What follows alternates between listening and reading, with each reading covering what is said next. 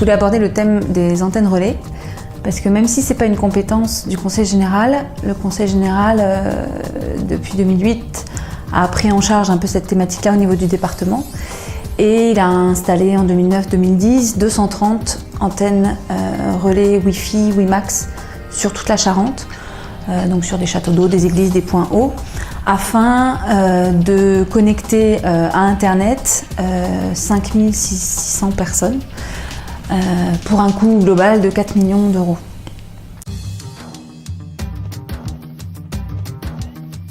Nous, ce qu'on reproche un peu à Europe Écologie Les Verts au Conseil général, c'est de ne pas avoir fait du tout de prospection auprès des habitants, de réunions d'information en amont.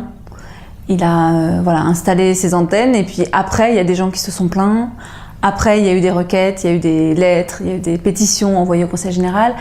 Ce qui aurait été bien, c'est que d'informer les populations avant et de prendre en compte les avis des habitants.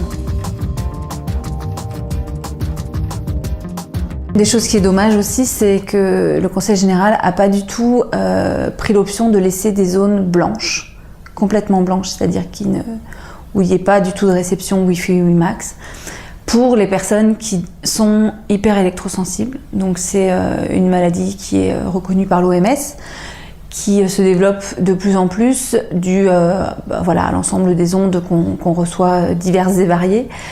Et qui fait qu'il y a des personnes qui sont malades, qui concrètement ont des acouphènes, des migraines, des maux de tête importants, etc.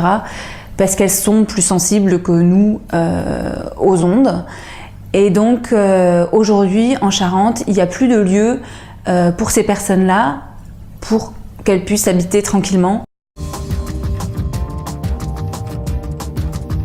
Un des points communs entre ce dossier et le dossier de la SGV, c'est que encore une fois, c'est le public qui paye pour des installations qui vont profiter après qu'à des entreprises privées et où tous les bénéfices vont aller au privé.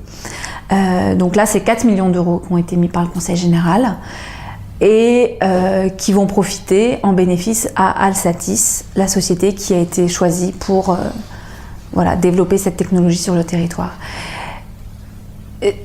Dans le cadre de la téléphonie mobile et d'Internet, c'est encore plus scandaleux que dans le cadre de la ligne à grande vitesse parce que toute la téléphonie mobile est passée au privé. Dans le cadre des transports, il y a une partie qui est passée au privé, mais il y a encore les lignes qui appartiennent au public. Ce que nous, on regrette beaucoup, c'est qu'au niveau national, si c'était resté public, on aurait un opérateur et on aurait un réseau d'antennes sur toute la France. Aujourd'hui, on a 3 opérateurs qui ont déjà 3 réseaux d'antennes.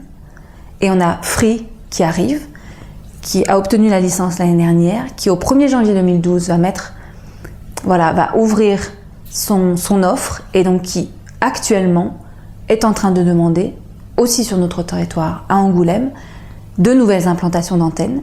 Ils comptent en mettre 2000 sur toute la France cette année et après partir de leur Freebox pour que les Freebox soient des mini-antennes relais.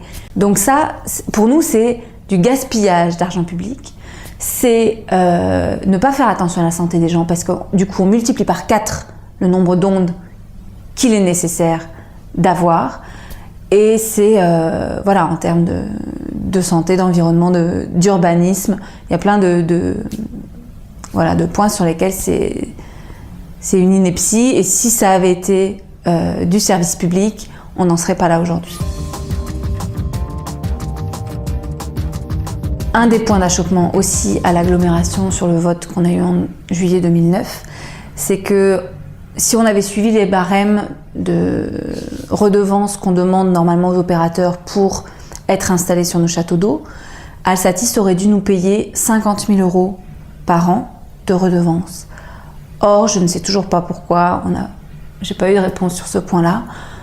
On ne leur demande que 700 € aujourd'hui. Donc on leur a fait une remise, une espèce de fleur de 49 300 €, qui aurait pu nous permettre, nous, de financer par exemple un poste, un demi-poste sur ce sujet-là, sur une veille, sur des mesures, d'acheter des appareils de mesure pour répondre aux questions des riverains qui nous envoient des lettres, etc.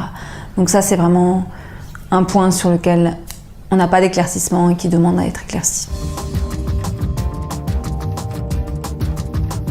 En termes d'action, nous, ce qu'on a fait, Europe Écologie Les Verts, à l'agglomération d'Angoulême, c'est qu'en juillet 2009, il y a eu un vote qui a été un des votes les plus serrés à l'agglomération sur l'implantation de 59 antennes relais du Conseil général sur nos châteaux d'eau.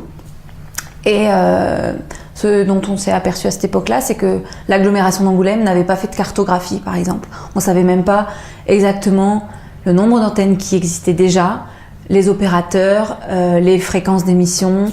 Donc on a demandé, la moindre des choses, une cartographie complète avant le vote. On a ensuite demandé à ce qu'il y ait une concertation, ce qui n'a pas été fait non plus. Et ce qu'on regrette beaucoup, c'est que sur l'agglomération, on s'est équipé de la fibre optique, qui est une technologie pour avoir accès à Internet beaucoup plus efficace que le Wi-Fi et le WiMAX, et qui était du coup déjà installée. Et donc on s'est rajouté des antennes relais alors qu'on n'en avait pas besoin, et alors que le Conseil général Michel Bouton avait déclaré que normalement les antennes Wi-Fi WiMAX c'était pour desservir les zones où la DSL ou la fibre ne pouvait pas aller et où il y avait des gens qui avaient besoin d'être connectés. On est en train de mettre en place une charte de bonnes pratiques entre les opérateurs de téléphonie mobile, donc les 4, Orange, SFR, Bouygues et Free, la ville d'Angoulême, et puis on va associer donc les populations avec une obligation de concertation à chaque nouvelle implantation d'antenne, et une cartographie qui sera mise à jour, une transparence au moins de l'information pour que les habitants puissent avoir des réponses à leurs questions légitimes sur ce sujet.